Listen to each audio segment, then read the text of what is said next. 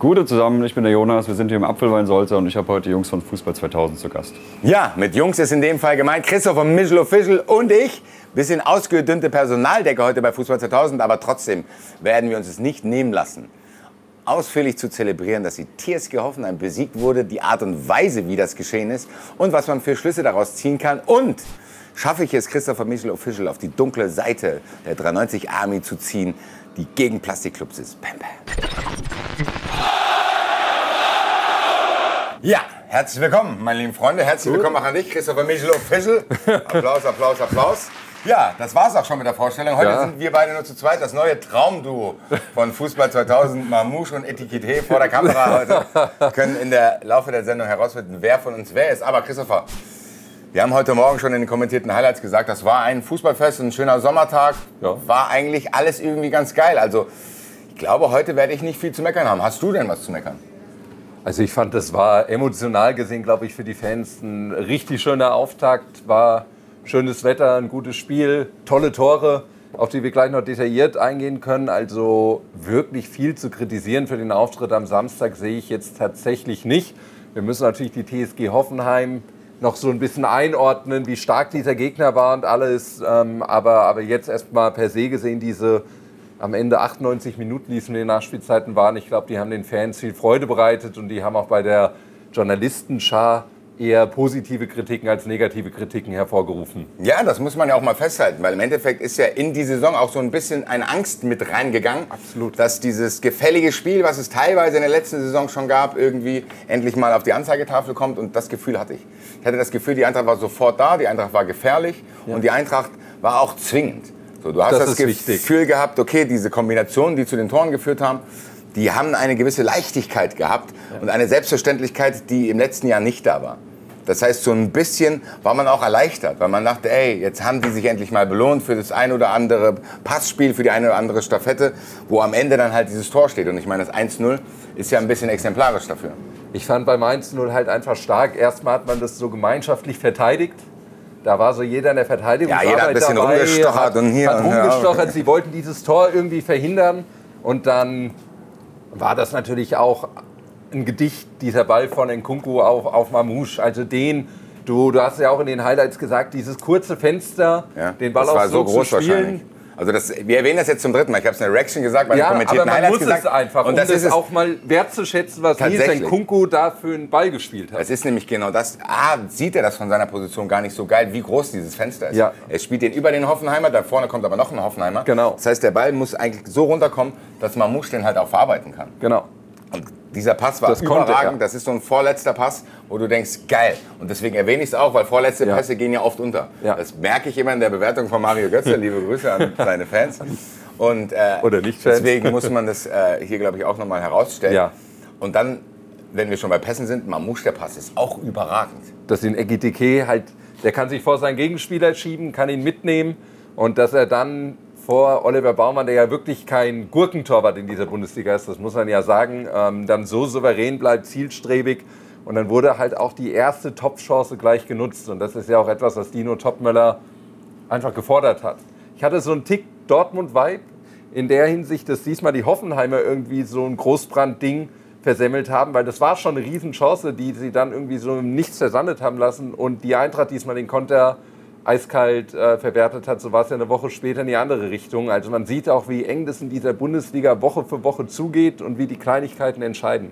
Tatsächlich. Ich hatte so ein bisschen Stuttgart-Vibes tatsächlich, weil Stuttgart auch oft das Glück hatte in der letzten Saison, einfach dieses schwierige und wichtige 1:0 zu machen. Ja. Weil du, glaube ich, wenn du ein 1:0 hast, ist jetzt auch keine große Wahrheit, die ich hier aufdecke, ist natürlich leichter hast. Ja. So, wenn du das 1:0 machst, und ich finde, das hat man im weiteren Spielverlauf auch gesehen, die Eintracht ist souverän geblieben und die Eintracht hat sich gedacht, ja Leute, wenn ihr das Tor geil fandet, schaut euch bitte Teil 2 von unserem Vorhaben an und spielt wirklich eines der geilsten Tore, die ich in den letzten Jahren bei der Eintracht im Stadion gesehen habe. Ein Gedichttor, also fängt auch an, hinten Theat. Der einfach diesen Ball, diese Spieleröffnung. Öffnender Ball. Einfach öffnender Ball. Was mir aber bei allen Verteidigern aufgefallen ist, dass endlich auch mal mutiger von hinten rausgespielt wurde. Aber Theats Ball auf Mamouche war es. Und dann auch dieser Laufweg von Hugo Larsson, der einfach erkannt hat. Der weiß ganz genau, das ist es. Der weiß auch, was Ekitike kann. Und so ein Ja, und was er macht,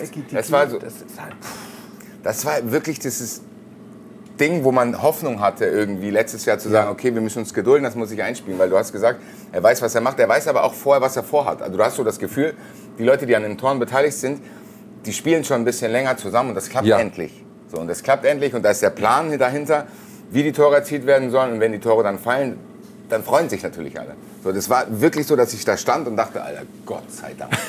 Gott sei Dank. Ja, weil am Ende können wir hier im Nachhinein auch über 2 geile Angriffe sprechen, wenn die Bälle halt nicht reingehen. Dann reden wir darüber, ja, wir gut rumkombiniert. Aber. Das war für mich, ehrlich gesagt, die wichtigste Erkenntnis und hat auch dafür gesorgt, tatsächlich, was bei mir sehr untypisch ist, dass ich nach dem Anschlusstreffer von Hoffenheim keinerlei Panikattacken hatte, wie ich sie sonst habe. So, wenn normalerweise denkst du, okay, typisch, normalerweise stehe ich im Stadion und denke, ja, okay, typisch Eintracht. Jetzt geht's wieder den schießt 2 so geile Tore und fresst euch dann eine einzige Murmel von Kramaric, der echt frei steht. Und dann fangt ihr wieder an zu zittern. Und auch hier eine neue Erkenntnis, zumindest aus dem Spiel. Das müssen wir als Disclaimer immer wieder dazu sagen, Leute. Wir reden uns jetzt hier in keinen Rausch, aber wir genießen es halt tatsächlich, wenn es an einem Tag mal so geil klappt, das auch zu bebildern. Die Eintracht gar nicht aus der Ruhe bringen lassen, sondern direkt einfach die Antwort gegeben und auch wieder ein sehr schönes Tor 3 Minuten später oder was es war, wieder auch mal ein sehr schöner Abschlag von Kevin Trapp, dessen langen Bälle ich an dem Tag generell nicht schlecht fand. Also das war nicht so, dass er die Streuung hatte, die ihm schon häufiger mal vorgeworfen wurde. Auch das gehört zu einer Geschichte dazu. Dann Larsson, der auch erkennt, jetzt kann ich mit dem Vollspeed, alles halt auch im Vollspeed. Das war auch so was Wichtiges. Die Eintracht hat in den Situationen Gas gegeben. Ja, und dann kommt halt ein Ball, wie ihn, glaube ich, in der Bundesliga die wenigsten spielen können. Da kann man einfach sagen, was man will. Du sitzt da oben auf der Tribüne und du denkst dir so, jetzt muss dieser Ball zu Götze kommen, damit der so zu Mamouche kommt, wie er zu Mamouche kommt. Und Omar Mamouche mit einer Weiterentwicklung, ruhig geblieben, hat sich den Torwart ausgeguckt, kurze nicht Ecke. einfach nur blind draufgeschossen, sondern wirklich, da muss der Ball hin, eine Idee gehabt und rein. Und dann war dieses Spiel entschieden. Und dann ging es danach fast nur noch darum, gibt es noch ein Tor mehr oder bleibt es bei dem 3-1? Ja, auf den Mario Götze-Pass will ich auch nochmal eingehen, weil den habe ich unglaublich gefeiert. Weil der hat sich auch irgendwie angedeutet. Der Ball ist da hinten irgendwie zu ihm geprallt. Er war aber auch eigentlich in Bedrängnis von einem Hoffenheim-Spieler, aber wusste am Tag vorher schon, dass er diesen Pass spielen will. Du siehst bei Mario Götze auch in vielen kleinen Situationen bei ihm schon, dass er fast zu schnell manchmal weiß, was er vorhat. Ja. Oder denkt so, okay, dass er fast schon manchmal gelangweilt ist in seinem Spiel und denkt, ja, ich weiß, ich spiele gleich den Pass, ich mache es ja schon. So, also der hat eine Antizipationsfähigkeit, die hat halt nur er. Und natürlich geht der manchmal im Spiel unter. Aber ich finde, wenn man mal gesondert auf Mario Götze achtet, macht er so viele Dinge auch defensiv richtig, dass er mir fast zu schlecht wegkommt, ehrlich gesagt. Ich lese immer, Mario Götze soll aus der Mannschaft. Leute, als ich das damals gefordert habe, wollten ihn erst gar nicht hier haben.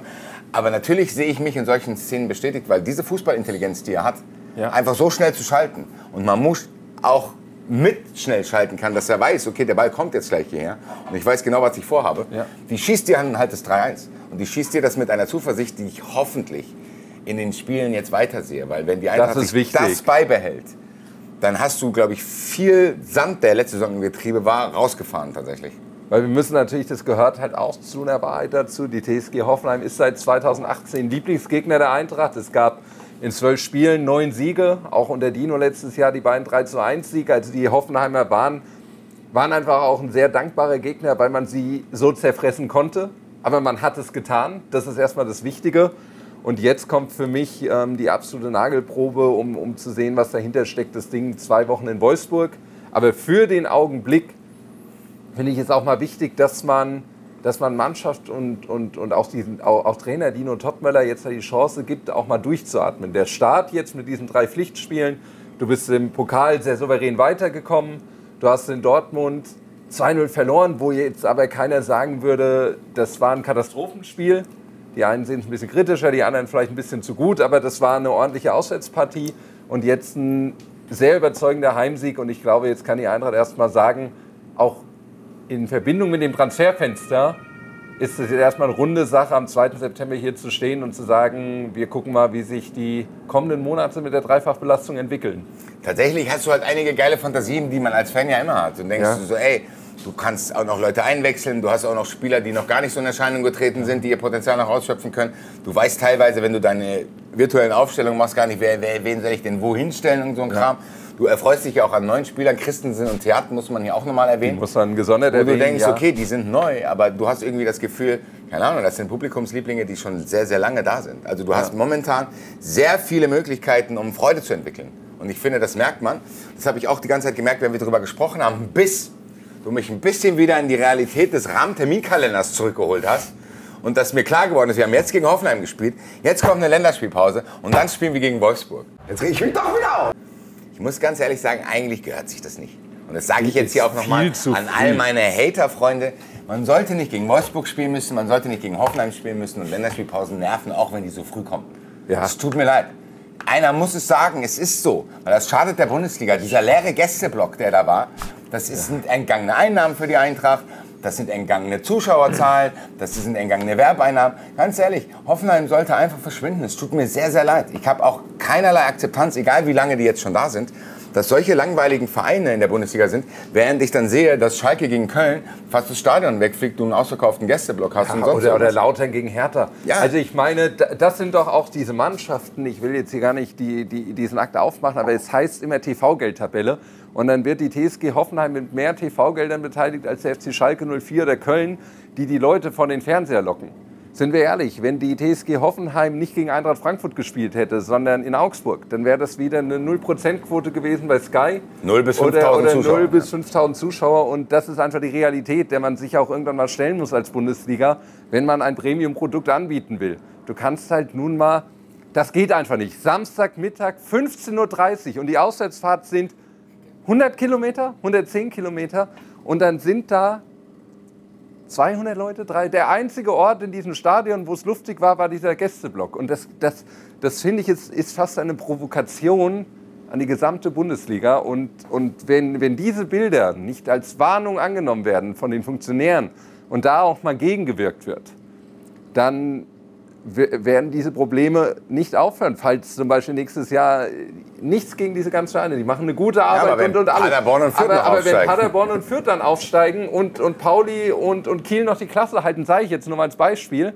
dann tümmelt sich dann irgendwann eine zweite Liga da unten, die einfach ein Vielfaches der Zuschauer interessieren wird wie die erste Liga. Und dagegen das ist ein Warnsignal für diese ganze Bundesliga. Und das muss man auch irgendwann in dieser Offenheit und Klarheit als Journalist ansprechen. Das finde ich gut, dass du es machst, weil ich habe so das Gefühl, wir machen das bei 93 zum Beispiel, machen wir das seit 8 Jahren, weil sich das immer mehr angedeutet hat und es wird halt auch immer schlimmer. Du kannst dir keine Bundesliga-Konferenz mehr anschauen, du hast immer dann irgendwie einen Tag, wo das erste Heimspiel ist, wo alle Bock haben, wo das Wetter geil ist und dann spielst du gegen Hoffenheim. Das muss man, ehrlich gesagt, wenn man gegen diese Mannschaften spielt, muss man es halt trotzdem auch mit ansprechen. Ja. Gerade, wenn der nächste Gegner halt Wolfsburg ist, wo es halt ähnlich ist. Wo es wirklich ähnlich ist. Die haben gegen den FC Bayern ihr Stadion nicht voll bekommen. Du hast im Fernsehen freie Sitze gesehen. Hasenhüttl hat die Stimmung dort kritisiert. Hat gesagt, hier ist ein Friedhof. Hier ist ein Friedhof. So. Und die TSG Hoffenheim bietet bei der Euroleague an, dass wenn er 3 Tickets kauft, das 4. geschenkt bekommt. Also da siehst du einfach die Wertigkeit. In Frankfurt hast du jetzt schon wieder Angst, wie kriegen wir 10.000 Leute nach Rom und bekommen wir die nach Rom? Und in Hoffenheim musst du diese Tickets verscherbeln. Das ist es einfach nicht wert. Wenn ich dagegen die Heidenheimer sehe, um das nur kurz einzuwerfen, was die wenigstens aus dieser Conference League machen, was die so als kleines gallisches Dorf da machen, das finde ich, das hat schon wieder irgendwas. Ja? Da sage ich auch irgendwie, da sehe ich irgendwie so einen Spirit, da sehe ich so eine Berechtigung. Und es geht auch nicht darum, dass es 1 oder 2 Vereine gibt. Also das Problem ist inzwischen, die Bundesliga ist überschwemmt von Vereinen, die den Fans völlig egal sind. Und das ist echt Freitagabend, Union gegen St. Pauli, nichts dagegen. Die haben das halt auch beide verdient. Aber wer geht Freitagabend dafür in die Kneipe? Aber wer würde Freitagabend für Köln gegen Schalke in die Kneipe gehen? Da sind die Buden, dafür gehen die Leute halt vor den Fernseher. Ja, aber jetzt schweifen wir ab. Nein, war ein kleiner Exkurs. Nein, ich finde diesen Exkurs tatsächlich wichtig, weil das auch eine breitere Öffentlichkeit braucht, als diejenigen, zu denen ich mich dann zähle, die bei sowas gar nicht mehr ernst genommen werden, weil die sagen, du bist ein Traditionalist, bla bla bla. Und lass ich auch alles auf mir sitzen, ist mir scheißegal. Aber ich hoffe, dass es tatsächlich auch in anderen Bubbles mal diskutiert wird, weil es hat auch nicht nur Fangründe, es hat auch wirtschaftliche Gründe. Ja. Dass dieses Produkt Bundesliga durch Vereine wie Hoffenheim einfach massivst abgewertet wird. Ja. Und weil da Vereine in der Bundesliga sind, die ohne die anderen Vereine gar nicht existieren könnten. Der 1. FC Köln und Eintracht Frankfurt könnten ohne Hoffenheim und Leipzig existieren. Ja. Hoffenheim und Leipzig können aber nicht ohne Eintracht und Köln existieren, so. Weil dann die Spiele, die sie stattfinden lassen, niemanden interessieren. Ja. Und das ist, glaube ich, was in irgendeiner Art und Weise in eine Diskussion muss. Da müssen wir mit der 50+1-Regel reden, dann müssen wir über die Durchsetzung der 50+1-Regel reden. Wenn ein Verein, der 200 Auswärtsfans mitbringt, wie selbstverständlich Adam Loschek kaufen kann, dann stimmt über 50 Millionen Euro ausgeben kann auf dem Transfermarkt. Und ein Bossebeben hat das nach 3 Tagen schon keinen mehr interessiert. Ich finde, das ist ja die Perversität. Jetzt stell dir mal vor, in Frankfurt wäre am 15. Juli der Sportvorstand entlassen worden, der Kaderplaner ins Abseits gestellt worden. Und der Trainer hätte eigentlich auch Bock gehabt. Und der Trainer hätte auch Bock gehabt. Weißt du, was hier los wäre in Frankfurt? Auch medial, überregional. Und in Hoffenheim schreibst du am Montag über das Bossebeben, am Dienstag reden die Leute drüber und am Mittwoch ist es den Leuten eigentlich schon wieder völlig egal, was da passiert. Und es sind am Ende TV-Geldtabelle. Und da kann ich einfach eine Mannschaft, die 0% regelmäßig hervorruft, kann ich da nicht beteiligen wie Mannschaften, die für eine Millionenquote sorgen. Da bin ich inzwischen so weit, dass ich sagen muss, so klar muss man das jetzt auch mal sagen und so klar muss das gehandhabt werden. Sonst bekommt die Bundesliga, vielleicht jetzt schon bei der nächsten TV-Geldperiode, die sich ja sehr, sehr schwer tut in den Verhandlungen, große Probleme. Ich krieg Gänsehaut, Christopher, dass du das auf seriöse Art und Weise genauso siehst, wie ich hier immer rumschreie. Schreibt ihr mal in die Kommentare, was eure Meinung zu den Plastikclubs ist. Lasst mal ein Like da, dass ich Christopher Michel auf die dunkle Seite bekommen habe tatsächlich. Und diese Diskussion vielleicht auch mal die Bubbles verlässt, in denen ich mich so bewege. Aber lass uns wieder zurück zur Eintracht kommen. Du hast den Ausblick schon angefangen, ich würde den mal weiterziehen. Ja. Die Eintracht kriegt auf gewissen Positionen meiner Meinung nach fast schon Probleme, weil gewisse Spieler so gut funktionieren, dass andere irgendwie vielleicht ihren Platz gar nicht so einnehmen können. Lass uns mal vorne anfangen. Haben wir mit Mamouche und Etikette eines der besten Sturmduos der Bundesliga? Das hat zumindest der Spiegel zum Beispiel geschrieben. Also ich finde, die beiden haben ja letztes Jahr schon die Fantasie geweckt, jeder auf seine Art und Weise. Etikette knüpft ja seit seinem Augsburg-Dribbeltor nahtlos daran an. Hat man gegen Dortmund ausgesetzt, aber ansonsten wirklich in der Top-Verfassung, was Omar Mamouche kann, haben wir letzte Saison gesehen in allen Pflichtspielen. Vielleicht bekommt die Eintracht ihr Duo Undav und Guirassy dieses Jahr und du kriegst so eine gewisse Begeisterung und Euphorie rein, dass du in so Spiele gehst und auch einfach mal sagst, wie du es richtig sagst, die entwickeln vielleicht ein Selbstvertrauen, 1-0 zu schießen und dann kann ja der Gegner auch kaum noch was machen, weil er ja permanent diese Androhung bekommt von den beiden. Und dann hast du dahinter einen Strippenzieher mit Götze und vielleicht kommen ja dann Skiri und Larsson, werden wieder so dieses kongeniale Duo, was Sie ja auch mal angedeutet haben, eine kurze Zeit. Was sich an gewissen Stellen schon andeutet, muss ich ganz ehrlich mal sagen. Die Skiri-Diskussion werden wir auch heute nicht führen, die teaser ich jetzt über Wochen an. Da werden wir das, wenn wir mehr Leute sind, nochmal aufgreifen und detaillierter machen. Aber Skiri und Larsson funktionieren jetzt schon auch ganz gut. Ja, also zumindest sehr an den wenigen Spielen, die wir bis jetzt gesehen haben. Bis jetzt hast du sehr, sehr viele Sachen, wo du positive Dinge rausziehen kannst. Die neuen Abwehrspieler haben sich gut eingefügt. Ja. Du hast mit Kevin Trapp jemanden, da werden jetzt auch wieder Leute meckern, die Diskussion können wir auch noch mal irgendwann führen, aber der auch einigermaßen stabil wirkt zumindest, der auch motiviert wirkt, die ganze Mannschaft, dass sie so bei dem Tor jubeln, wenn die so große Trauben bilden, das ist für mich auch immer ein wichtiges Zeichen. Ja. Du hast geile Bilder, wo der eine oben runterfällt, dann ist der andere schon auf dem Boden, der eine springt mit seinem Arsch in den anderen rein, dann kommt hinten noch einer angerannt, also das sind ja, so lustig wie ich das jetzt beschrieben habe, das sind ja wichtige Szenen, als wie wenn irgendeiner dann mal kurz so macht und läuft alleine Richtung Mittelkreis. Servus, Servus, Kleiner. Ja. Läuft er, ja, ist auch aufgeregt. Ja. Sehr, sehr umtriebiger Christensen-Hund. Oder Theaterhund. Theaterhund, so. Aber wird er selber entscheiden, wer er sein will, aber du weißt, was ich meine. Dass du das Gefühl hast, okay, wenn durch diese Tore, die man schießt und das Spiel, was man jetzt gewonnen hat, wenn da irgendwann ein Spirit entstehen könnte, und ich sage bewusst könnte, weil ich will mich jetzt auch ein bisschen bremsen, du hast es schon richtig gemacht mit der TSG Hoffenheim, wer weiß, wo die in der Bundesliga landen werden, aber ich meine, wenn es jetzt bis jetzt so ist, dann kann man es auch benennen und die Eintracht ist wirklich angehalten, das weiter so zu machen. Dass man weiter so auf den Platz geht. Genau. Dass du weiter so auf den Platz gehst und sagst, so Leute, wir haben sehr, sehr viele Stärken, die wir zusammenbringen können. Und wenn das immer auf den Platz kommt und wenn immer 100% Einsatz da ist, dann wirst du auch diese Unruhe aus dem letzten Jahr nicht haben. Weil ich glaube, das ist genau das, was man sehen will. Da ist eine Begeisterung, aber nicht nur Begeisterung spielerisch, über die wir uns schon gefreut haben, sondern auch offenbar Mannschaftsintern. Nein, ja, genau. Ja. Da ist auch ein Spirit da, was sich ja dann auch überträgt. Und du hast einzelne Spieler, wo ich weiß, wenn ich jetzt irgendwie Probleme hätte, dann könnte ich die anrufen, nachts um 3. Und würde sagen, Theat, Christensen, ich bin hier in Schwierigkeiten auf der Berger Straße geraten. Ja, kommt mal bitte vorbei. Mal bitte, ich brauche einen Bodyguard. Ja, so. Und in der letzten Saison hätte ich vielleicht, weiß ich nicht, hätte ich es lieber selber geregelt bei der einen oder anderen Körpersprache von dem einen oder anderen Spieler. Und was halt das Krasse ist, was das richtig angesprochen ist, also jetzt muss Dino Topmöller einen Moderhut integrieren. Also ich meine, das ist trotz allem, Da können mir am Freitag Leute erzählen, erstmal, was sie wollen, weil sie vielleicht von einem anderen Namen irgendwie geträumt haben, aber ein Moderhut trotzdem. Wenn der nur annähernd nochmal an seine Gladbach-Prime herankommt, oder auch das, was er in Dortmund war, auch nicht immer schlecht, ja, herankommt, dann hat man da nochmal eine Verstärkung. Und du hast ja die Alternativen auch richtig angesprochen. Also alleine, dass ein Junior Dina Ebimbe immer noch auf der Tribüne sitzen musste, ein Nathaniel Brown, der als Vorbereitungsgewinner galt und gegen Braunschweig noch eingewechselt wurde, auch zweimal auf der Tribüne gesessen hat. Er nimmt Timmy Chandler mit, was auch einfach bei Dean und Topmöller immer wieder eine Belohnung ist. Er bringt einen Nnamdi Collins in der 90. Minute rein, um ihm aufzuzeigen: Pass auf, Junge, ich habe schon registriert, dass du eine gute Vorbereitung hingelegt hast. Bahoya war auf der Bank nach der Ankündigung, dass er U23 spielen soll. So. Also dann ist man halt auch sich als Spieler nicht sicher, was passiert jetzt. Weil im Endeffekt, ich habe es bei Twitter bei dir gesehen, du hast sogar damit gerechnet, dass der Ebimbe in der Startelf hätte landen können. Ja, das beschreibt aber die Personalie Ebimbe, auf die ich gerne nochmal eingehen würde, ja ganz gut. Ich meine, er ist jetzt geblieben. Ich hätte nämlich auch gedacht, okay, wenn man sich jetzt ausspricht, dann gibt man wieder Full Flow Ebimbe, der ist mindestens auf der Bank. Ja. Und plötzlich lese ich Spielberichtsbogen, der ist nicht mehr im Kader.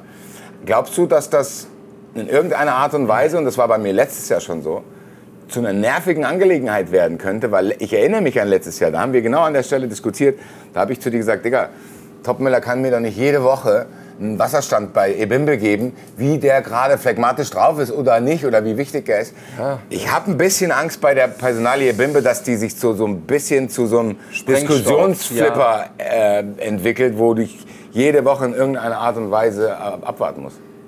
Dina Ebimbe, die Personalie ist echt so du hast so ein Powerpaket wie den und hast aber irgendwie das Gefühl, er selbst kriegt es nicht geregelt, Kopf und Füße so zu vereinbaren, dass das endlich eine gewinnbringende Mischung wird. Ich glaube aber jetzt mit dieser Nicht-Kader-Nominierung, das war natürlich auch für ihn eine schwierige Woche. Mit diesen Neapel-Gerüchten hat nicht geklappt. Vielleicht war da auch einfach so eine Enttäuschung, dass der Trainer gemerkt hat, den nehme ich jetzt besser mal 4-5 Tage raus. Hat er dann jetzt auch noch 2 Wochen? Hat er jetzt auch die Länderspielpause, wo er vielleicht mal wieder einfach wieder in seinen Spirit kommt, weil eine Sache ist für mich weiterhin klar. Wir haben extrem viele englische Wochen vor uns. Du kennst das Programm auch, Rahmenterminkalender. Irgendwann ist man... Das hat auch mein Rahmenterminkalender ganz schön voll gemacht. Als diese 8 Termine da reinflatterten, habe ich gesagt, Alter, jetzt bin ich aber... Auf welcher Fahrt freut ihr euch eigentlich am meisten, um das mal zu fragen? Das wird mich mal interessieren. Ich hoffe ja, Rom findet statt für die Fans. Aber noch mal ganz kurz um den Ebimbe-Komplex. Dina Ebimbe-Komplex abzuschließen. Das ist eine schöne Überschrift tatsächlich, der Ebimbe-Komplex. Der Dina Ebimbe, ja, aber es ist eine komplexe Story, aber... Na boy, welcher willst du sein? Willst du Theater oder Christensen sein? Das ist ja echt ein Süßer. Unser neuer Fußball-2000-Hund. Unser Glücksbringer, ja, da gibt es nichts zu schnuppern, kleiner Mann. Aber also Dina Ebimbe kann eine riesen Qualität entfalten und es wäre wünschenswert für beide Parteien, dass sie sich nochmal zusammenraufen und diese Qualität auf den Rasen bringen. Das ist nicht wünschenswert, sondern das ist Pflicht tatsächlich. Für beide Seiten. Für ihn, für seine Karriere, für die Eintracht, für die Ruhe und vielleicht kriegt die Eintracht dann noch den Ebimbe, den wir tatsächlich an gewissen Spielen auch gesehen haben, der halt wirklich dann weiterhin ein Starterkandidat bleibt. Also wenn der Ebimbe irgendwie alles zusammenkriegt. Aber es gibt ja auch noch Leute wie Can Uzun, Igor Matanovic, ich meine, Igor Matanovic kriegt jetzt schon echt Einsatzzeiten. Genauso wie man sich vorstellt auch. Genau, also genauso, auch eine halbe Stunde, nicht nur 5 Minuten, halbe Stunde. Aber trotzdem langsam reinsliden. Genau. Wo es nicht in eine elementare Richtung geht, wo man sagt, hier Igor, du musst die Geschichte jetzt regeln, sondern nein. Sondern Igor, du kannst reinkommen, machst dir bequem, guck mal, wie es dir gefällt. Wenn nicht, ist auch okay. Ja. Du darfst morgen auch wieder kommen. Genauso will ich, dass der in die Mannschaft integriert wird und dann PAM da steht und uns dann bei minus 16 Grad in Augsburg einfach den Siegtreffer in der 90. Minute macht, wo dann am nächsten Tag in den Zeitungen steht, wie konnte die Eintracht dieses Spiel gewinnen. Keiner weiß es, völlig egal, weil es sind trotzdem 3 Punkte, mein lieber Freund. Und wen wir auch noch lobend, glaube ich, erwähnen müssen, damit man auch wirklich alle gewürdigt hat, finde ich, ist immer wieder Tuta, der ja auch bei einigen durchaus immer wieder kritisch gilt. Auch bei mir gehöre ich dazu, dass ich auch schnell mal dabei bin, bei Tuta ein bisschen strenger zu sein, weil wie er bislang die ersten 3 Spiele bestritten hat, das war sehr seriös, sehr solide und so kann es gerne weitergehen. Vielleicht wird er auch erwachsen. Vielleicht wird er auch erwachsen. Ich habe jetzt gestern, statt Sonntag auszuschlafen, habe ich gestern einen Triathlon gemacht. Also, Respekt. Es ist nie zu spät, um neue Dinge auszuprobieren, mein lieber Freund. Aber ich würde sagen, wir entlassen die Zuschauer mal, weil wir haben ja nächste Woche in größerer Konstellation dann noch die Möglichkeit, das in Ruhe zu diskutieren, weil es wird nichts passieren. So, Deutschland spielt, gegen wen spielt Deutschland? Ich habe es schon wieder vergessen. Gegen Ungarn. Deutschland spielt gegen Ungarn und schon sie wieder. spielen das Gefühl, in den Niederlanden. Ja, gegen Ungarn spielen wir inzwischen jede Woche. Wir spielen jede Woche gegen Ungarn, habe ich so das Gefühl. Aber eins noch zum Abschluss. Bitte. Wie findest du das Pokal los? Gegen Gladbach. Scheiße. Echt? Ja. Ah, okay, weil da würde ich die andere Seite einnehmen. Ich finde, zweite Runde, klar, schwerer Gegner, aber ist doch eigentlich geil. Heimspiel, volle Kulisse, Traditionssteine. Du hättest also lieber... Ich hätte zu Hause gegen Regensburg am liebsten gespielt. Gut. Ist auch eine legitime Ansicht. Es ist am Ende ein Viertelfinale oder ein Halbfinale. Und das ist jetzt sehr früh in der Saison. Ja. Gladbach hat mit Tim Kleindienst, glaube ich, auch jemand gefunden, der über die ein oder andere Schwäche hinwegtäuschen kann. Aber den Gegner Gladbach werden wir dann vor dem Pokalspiel natürlich noch für euch beleuchten. Wir werden uns jetzt mal ein bisschen entspannen, weil im Endeffekt freuen wir uns, dass es mal nicht viel zu meckern gab. Wenn ihr trotzdem meckern wollt, macht das in den Kommentaren. Wenn ihr es nicht sein lassen könnt, vielleicht braucht das der eine oder andere ja auch. Es wird in dieser Saison auch noch genug geben, worüber man meckern kann. Aber jetzt muss ich erstmal wieder... Genießen wir mal gute Laune. Genießen wir gute Laune und ich muss jetzt irgendwo Geld auftreiben für diese ganzen Europapokalfahrten. Ich muss irgendwie meinen Kalender freischaufeln und muss irgendwie gucken. Ja, aber im Endeffekt, das Wetter Freut ist euch gut. schon mal auf das Groupama-Stadion in Lyon. Das ist eine richtig coole Schüssel. Ich freue mich, wenn ich hin darf. Pam, pam. Bis dann. Fußball 2000 nach der Sendung. Wir haben noch mal über das Spiel geredet, Eintracht gegen Hoffenheim. Ich habe zusammen mit Basti Red die Highlights kommentiert und da guckt ihr sie euch noch mal an. Hier klicken und noch mal diese geilen Tore sehen von Oma, von Hugo Ekitike und natürlich auch von Hugo Larsson. Also klicken.